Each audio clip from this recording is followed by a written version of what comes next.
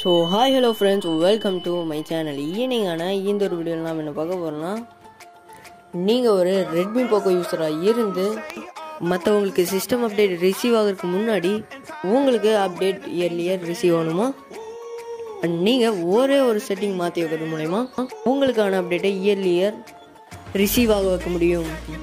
அதுக்கு ஃபஸ்ட்டு உங்களோட settings open பண்ணிக்கோங்க. ஸோ அபவுட் ஃபோனுக்குள்ளே போய் EMI விஷனை டேப் பண்ணுங்கள். ஸோ இந்த மாதிரி இன்டர்ஃபேஸ் வரும். இதில் பார்த்தீங்கன்னா இந்த 3 டாட்டை ஜஸ்ட் கிளிக் பண்ணுங்கள். அண்ட் இதில் பார்த்தீங்கன்னா சில ஆப்ஷன்ஸ் கொடுத்துருப்பாங்க. நம்மளுக்கு செட்டிங்ஸ் தான் தேவை. செட்டிங்ஸ் ஆப்ஷனை டேப் பண்ணிக்கோங்க. ஸோ அதை டேப் பண்ணிங்கன்னா உங்களுக்கு இந்த மாதிரி இன்டர்ஃபேஸ் வரும். இல்லை லாஸ்ட்டாக அதரில் பார்த்தீங்கன்னா ரிசீவ் அப்டேட்ஸ் இயர்லின்னு ஒரு ஆப்ஷன் இருக்கும். பட் டிசேபிள் இருக்கும், எனேபிள் பண்ணிக்கோங்க.